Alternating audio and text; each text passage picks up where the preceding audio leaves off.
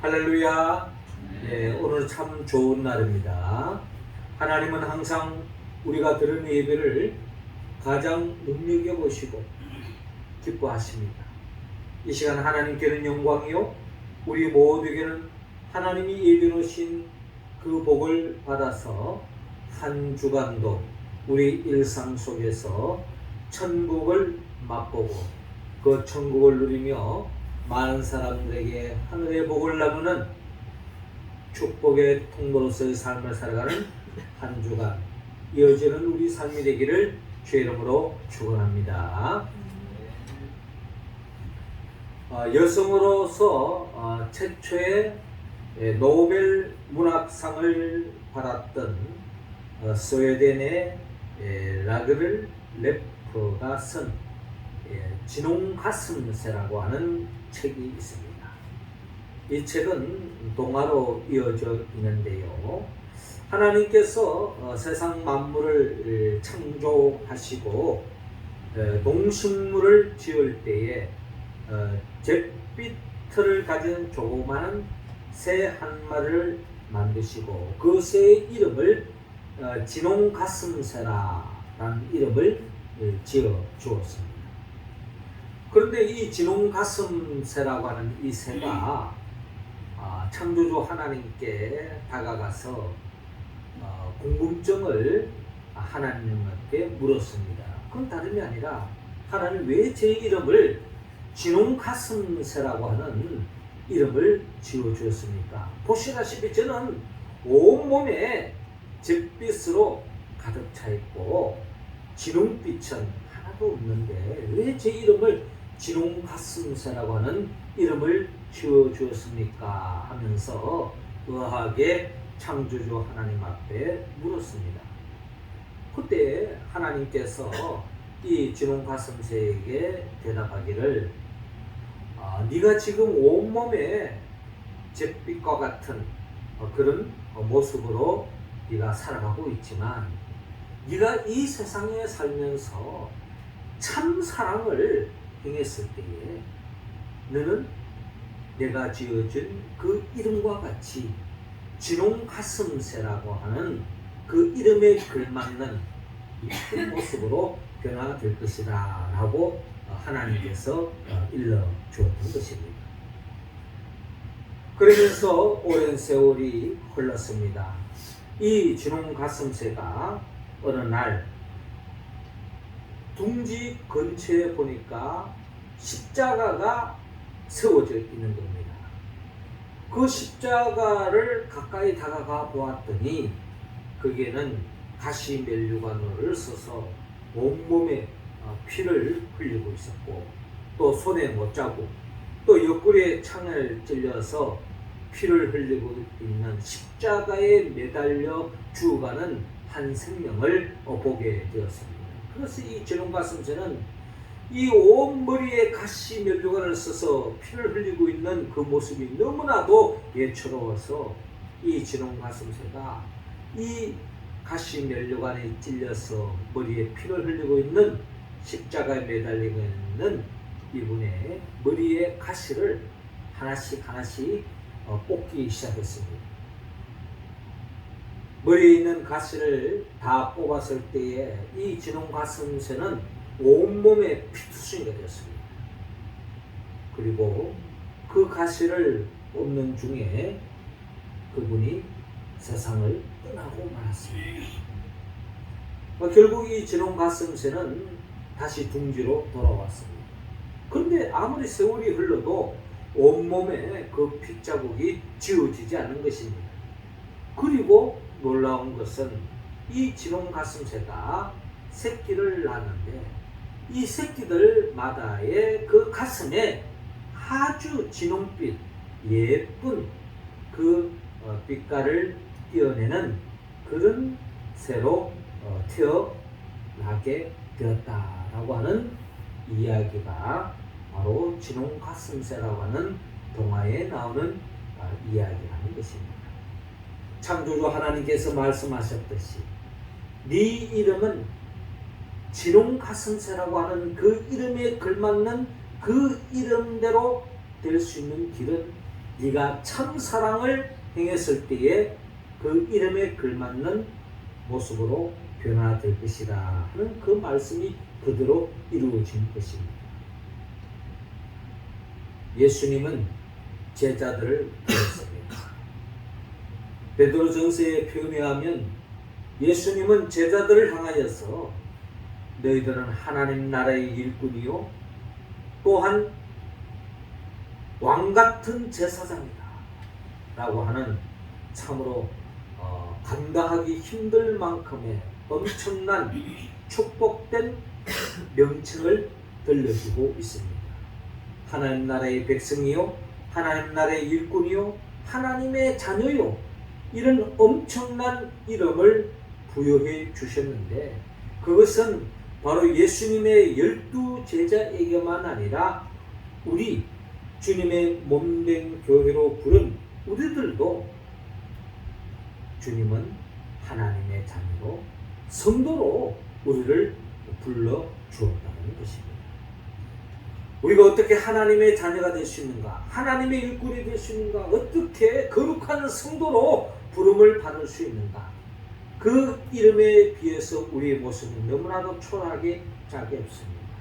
그러나 그 이름에 걸맞는 모습으로 우리가 변화될 수 있는 길은 바로 우리가 오늘 성경의 본문의 말씀처럼 우리 또한 주님이 기뻐하는 일을 감당할 때에 한마디로 참사랑을 이룰 때에 우리는 그 이름에 걸맞는 모습으로 변화되어질 줄로 믿습니다. 진홍 가슴새가 참사랑을 행했을 때에 그 이름에 걸맞는 모습으로 변화된 것처럼 우리도 하나님의 일꾼이요 하나님 나라의 백성이요 하나님의 자녀요 성도로 부름을 받았는데 그 이름에 걸맞는 그런 모습으로 변화되기 위해서는 우리는 어떻게 해야 하느냐. 하나님은 오늘 성경 본문 40절을 통하여서 제자들을 영접하라고 먼저 말씀하고 있습니다. 40절 말씀 우리 같이 한번 읽어볼까요? 시작. 너희를 영접하는 자는 나를 영접하는 것이요 나를 영접하는 자는 나를 보내신 이를 영접하는 것이니라. 아멘. 하나님은 오늘 본문 40절을 통하여서 우리의 이름에 걸맞는 하늘의 복, 하늘의 상을 받는 그 길을 오늘 본문 40절에 분명히 밝히고 있습니다. 너희를 영접하는 자는 나를 영접하는 것이요 나를 영접하는 자는 나를 보내신 이를 영접하는 것이니라 라고 말씀합니다. 이 말씀은 말씀 그대로 예수님의 제자들이 하나님 나라의 일꾼으로 복음 들고 이 땅에 하나님 뜻을 이루고 죽어가는 생명을 살리고 하나님의 나라를 확장하는 그 일을 감당해 나아갈 때에 한마디로 이 제자들을 어떻게 대하느냐에 따라서 하늘의 복을 받느냐 받지 못하느냐 판가름이 난다는 거예요. 그러니까 이 제자들을 잘 영접하면 쉽게 말해서 잘 대접하면 그 대접이 바로 예수님을 대접하는 것과 다름이 없고 궁극적으로 하나님을 영접하고 대접하는 것과 다름이 없다는 거예요. 우리는 눈에 하나님이 보이지 않습니다. 그러나 눈에 보이는 하나님의 일꾼으로서 예수님의 제자, 예수님의 종을 섬길 때에, 대접할 때에, 영접할 때에 그것이 바로 주님을 대접하는 것이요 주님을 영접하는 것과 다름이 없다. 궁극적으로 하나님을 대접하는 것이니 하나님께서 그 상을 잃지 않고 복에 복을 더해 주신다라는 약속의 말씀인 것입니다. 우리가 잘 아는 바 열왕기상 17장에 보면은 엘리야가 하나님의 사명을 가지고 하나님의 일을 감당해 가는 과정에 그런 엄청난 그 당시에 기근으로 인하여서 먹을 것이 없어서 엘리야가 정말 배가 고파서 하나님의 일을 감당할 수 없을 만큼 너무나도 어려운 지경에 처하게 되었습니다. 그때 하나님의 때를 따라 까마귀를 통해서 적절한 일용할 양식을 채워주었죠. 그러던 어느 날 하나님께서 이 엘리야에게 사브랏 가브를 만나게 하신 것입니다. 이 시돈에 있는 사브랏 가브에게 가서 네가 먹을 양식을 구해라는 겁니다. 떡을 달라고 하라는 것입니다. 아닌 게 아니라 이 시돈에 있는 이 사브랏 가브도 과부인지라 형편이 아주 어렵습니다. 거기에다가 기근이 들었으니 모두가 다 어려운 지경에 이 사브랏 가부의 이 기근으로 인한 어려운 형편은 보통 사람들보다 더 심각한 상황입니다. 그래서 이 사브랏 가부는 이제 마지막으로 한 끼 떡을 만들어서 이거 먹고 죽음에 임해야 하는 그런 상황에 직면하게 된 겁니다. 그런데 그 상황에 하나님의 종 엘리야가 이 사브랏 가부 집에 찾아와서 떡을 내놓으라는 겁니다. 떡을 대접하라는 거예요. 여러분, 우리가 풍족할 때에, 넉넉할 때에 대접하는 거야. 누구나 다 할 수 있잖아요. 물론 그것도 하지 않은 사람이 있지만, 하지만 정말 어려울 때 마지막으로 이 떡 하나 먹고 이제 마지막으로 삶을 맞이해야 될지 모르는 그런 상황 속에서 하나님의 종이랍시고 와서 떡을 내놓으라고 했을 때 그걸 선뜻해 줄 수 있는 사람 쉽지 않은 겁니다. 그런데 성경에 보면 이 사브랏 가부는 하나님의 종 이 엘리야를 하나님의 종으로 알아보고 자신과 자신의 그 아들이 먹고 삶을 마지막을 맞이해야 할 그 마지막 그 떡 한 덩어리를 하나님의 종 엘리야에게 대접합니다. 어떤 결과가 일어났습니까? 하나님께서 이 사브랏 가부의 가정에 하나님을 축복하십니다. 그 기근 속에서 기름이 떨어지지 않고 양식이 떨어지지 않고 하나님의 놀라운 축복 속에서 하나님의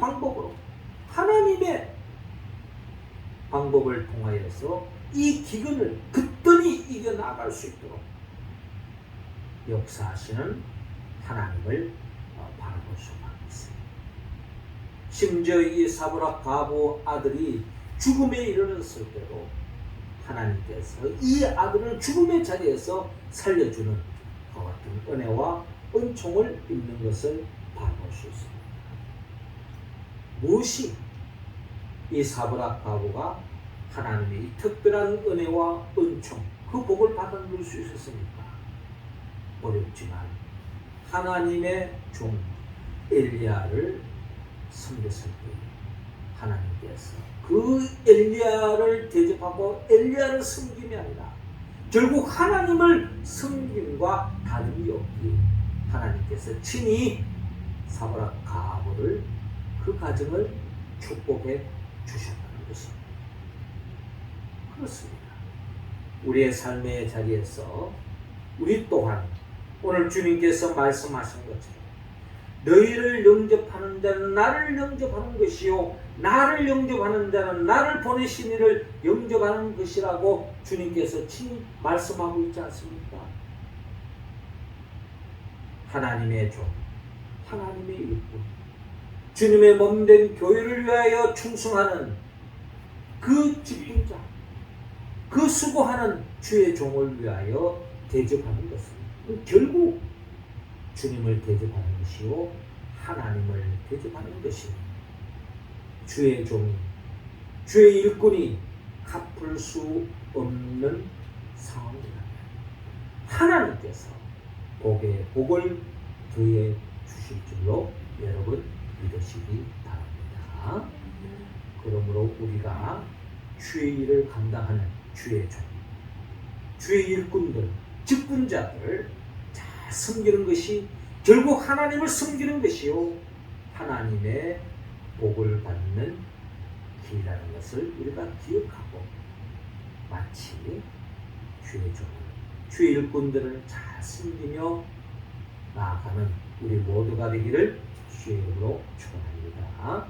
이어 두 번째로 오늘 본문 40절을 통하여 예수님을 영접하는 것, 여기에 또한 하나님이 예배로신 복을 받을 수 있는 길을 가르쳐주고 있습니다. 40절 다시 한번 더 읽겠습니다. 시작.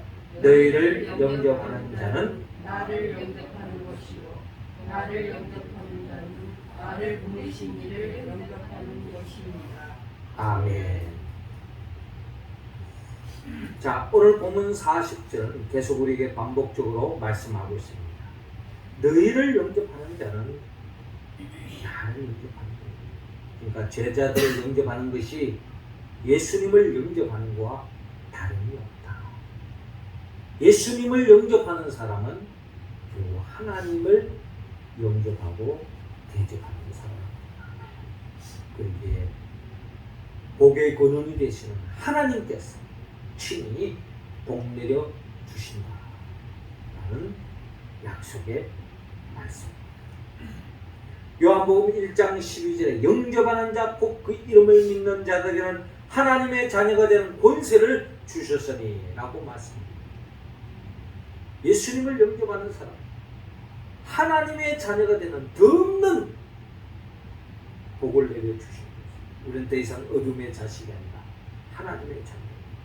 세상 부모도 자식을 위하건만 하늘에 계신 우리 아버지께서 하나님의 자녀된 우리들을 책임져 주시고 보장해 주시고 가장 복된 길로 인도해 주실 줄로 여러분 믿으시기 바랍니다. 영접하는, 대접하는 하나님 축복해 주신다. 우리가 잘 아는 것처럼 요한복음 2장에도 예수님을 영접하기에 예수님의 말씀에 순종했더니 물이 포도주로 변화되는 역사가 일어나죠. 우리가 잘 아는 요한복음 5장에도 예수님의 말씀대로 순종하여 보리떡 5개와 물고기 2마리를 주님을 사랑하는 마음으로 대접하고 주님의 말씀대로 모든 사람들이 원하는 대로 나누어 줬을 때 모든 사람들이 먹고도 남는 역사가 일어납니다. 요한복음 9장에도 날 때부터 속임된 자가 주의 말씀에 그대로 순종했을 때 눈을 뜨는 그와 같은 복을 경험하는 것을 바라볼 수 있습니다. 그런 주님께서 마태복음 25장 35절 이하를 보면은 우리에게 이런 말씀을 합니다. 내가 줄일 때에 너희가 먹을 것을 주었고 목마를 때에 마시게 하였고 나그네 되었을 때 영접하였고 벌거졌을 때에 옷을 입혔고 병들었을 때에 돌보았고 옥에 갇혔을 때에 와서 보았느니라. 그때 의인들이 대답합니다.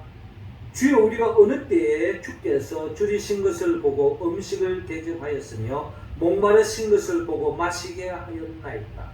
어느 때에 나그네 되신 것을 보고 영접하였으며 헐벗으신 것을 보고 옷 입혔나이까. 어느 때에 병드신 것이나 옥에 갇히신 것을 보고 가서 배웠나이까 라고 대답합니다. 우리는 이 말씀의 맥락을 볼 때에 아마 이 의인들은 예수님을 직접 목격하지 않았던 것 같습니다. 근데 예수님은 나를 위해서 내가 목마를 때에 마실 것을 줬고 내가 헐벗었을 때에 옷을 입혔다. 의인들이 우리가 주님을 직접 그렇게 한 적 없는데요? 라고 지금 대답하고 있는 것입니다. 그때에 주님께서 하신 말씀, 내가 진실로 너희에게 이르노니 내가 여기 내 형제 중에 지극히 작은 자 하나에게 한 것이 곧 내게 한 것이니라 라고 말씀합니다. 너희 내 형제 중에 지극히 작은 자 하나에게 한 것이 곧 내게 한 것이. 이 말씀의 의미가 뭡니까? 결국 예수님은 교회와 동일시하고 있다는 거예요. 그러니까 우리 교회 속에 성도들 중에 소자가 있다는 거예요. 여기서 말하는 소자는 나의 도움이 손길이 필요한 사람. 어떤 사람은 나보다 더 물질적으로 어려운 사람이 있어요. 어떤 사람은 나보다 건강이 좋지 않은 사람이 있습니다. 어떤 사람은 나보다 부족함이 있어요. 그렇다면 교회 공동체로서 나보다 부족한 소자를 향하여서 멸시하고 없인 여기는 것이 아니라 그의 부족함을 채워주고 돌봐주고 챙겨주고 위해주고 심지어 믿음이 작은 자를 위해서 기도하고 이런 삶을 사는 것. 교회 속에 나보다 더 나의 도움이 필요한 그 손길을 외면하지 않고 그 사람을 업신여기지 않고 그 사람을 위해주는 삶. 이것이 바로 주님을 위하는 것과 다름이 없다는 겁니다. 그렇죠. 주님은 우리 주님의 몸된 교회의 머리가 되시는 겁니다.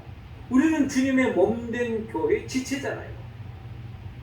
그렇게 본다면 교회 안에 나의 도움에 손길이 필요한 자를 위해서 기도하고 나누고 힘이 되어줄 때 결국 그것이 주님을 위한 것이다.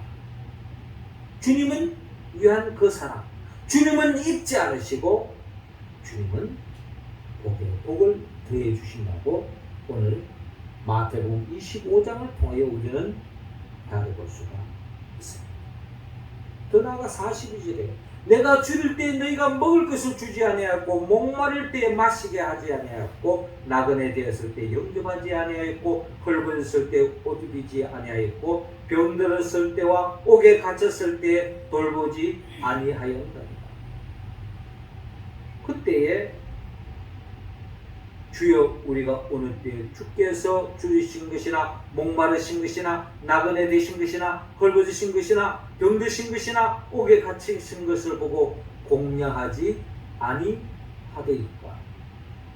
그때 주님이 하신 말씀. 예, 임금이 대답하여 이르시되 내가 진실로 너희에게 이르노니 이 지극히 작은 자 하나에게 하지 아니한 것이 곧 내게 하지 아니한 것이니라 하시니 라고 말씀하셨습니다. 나의 도움에 손길이 필요한 사람, 나보다 믿음이 적은 사람, 나보다 경제적으로 어려운 사람, 나보다 더 능력이 부족한 사람, 나보다 더 건강이 없고 약한 사람, 그런 사람들을 챙기지 않는 사람은 주님을 챙기지 않는 사람과 다름이 없다. 그러니 주님이 예비하는 상을 받지 못한 것이 당연하다는 것입니다. 그래서 46절에 그들은 영벌에 너희들은 영생에 들어간다.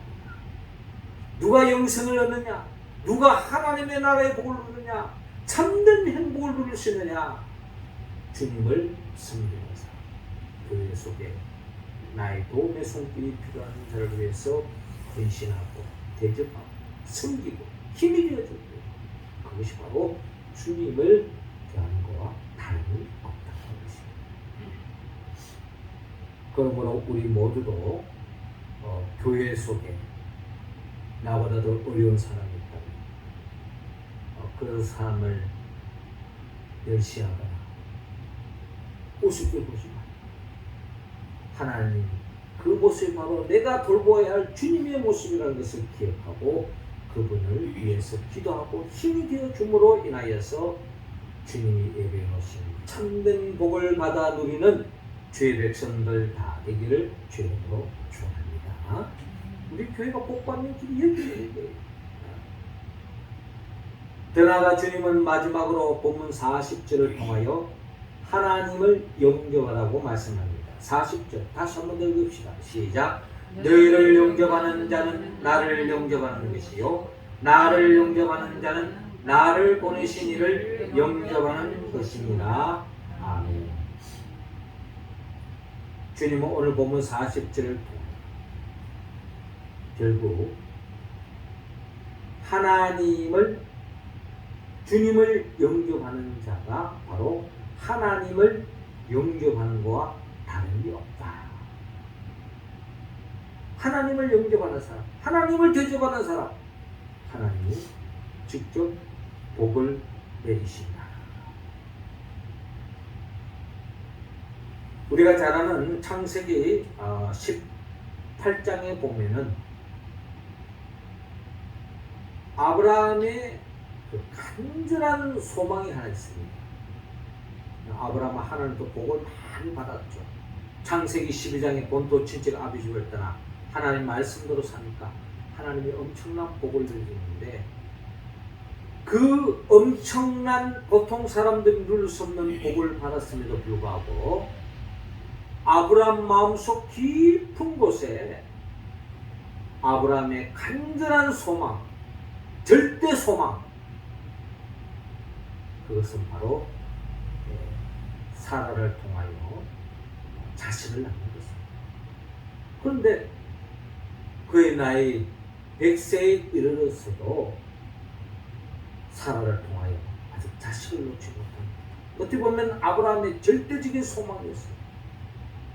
그런데 이 아브라함이 언제 그 절대 소망을 이뤘느냐?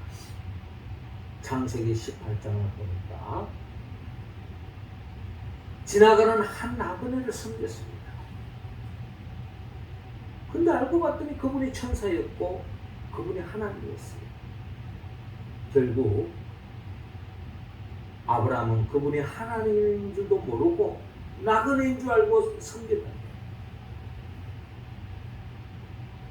결국 하나님을 섬기는 것과 다름이 없었고 이로 인하여 하나님께서 이 아브라함에게 이삭을 낳는 진정한 아브라함의 간절한 소망이 이루어지는 놀라운 역사가 일어납니다.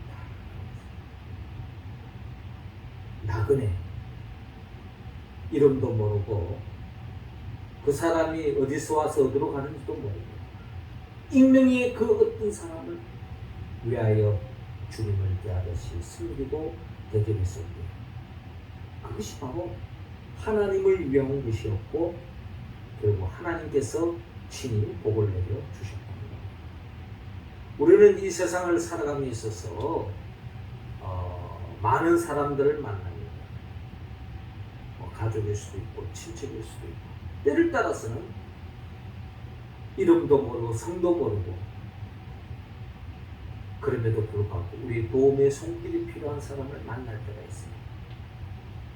그를 주님을 대하듯이 섬겼을 때 하나님의 복이 임하는 역사입니다.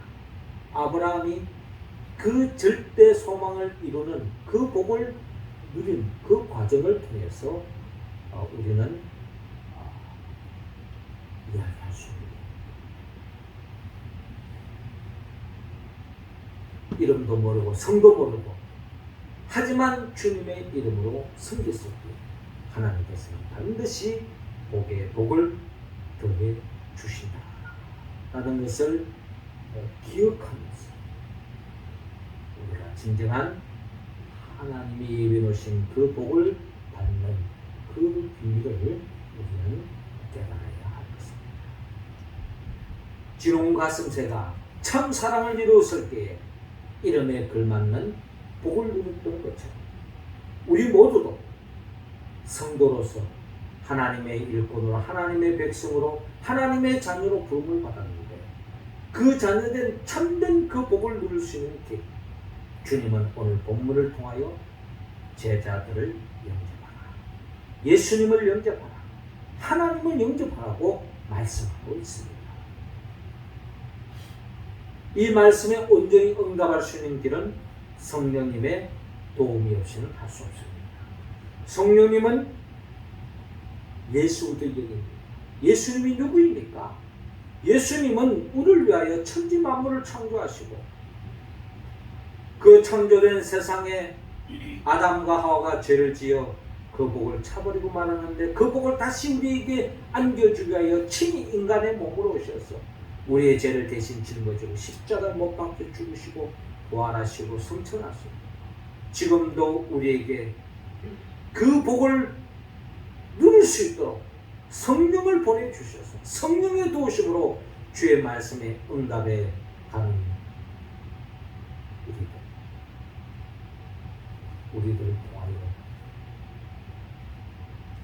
진정한 하나님의 나라의 복을 경험하게 하시고 영원한 하나님의 나라로 인도하게 하여 장차 재림하여 오신 예수 그리스도 그분에게 보혜사 성령의 도움을 받았사 주의 말씀에 응답하여 하나님께 영광 돌리고 하나님이 예비하신 그 복을 충만히 받아 누리며 살아가는 우리 모두가 되기를 주의 이름으로 축원합니다. 기도드리겠습니다. 하나님 아버지, 이 시간 우리 한 사람 한 사람 성령의 기름을 부어주시고 성령 충만함으로 말씀에 담겨있는 이 축복의 씨앗이 싹이 트게 하여 주시고 열매 맺게 하여 주옵시고 우리의 삶 속에 덧없는 하나님의 은혜와 은총으로 풍성한 그 복을 누리며 살아가는 우리 모두 되게 하여 주옵소서. 예수님의 이름으로 기도합나이다.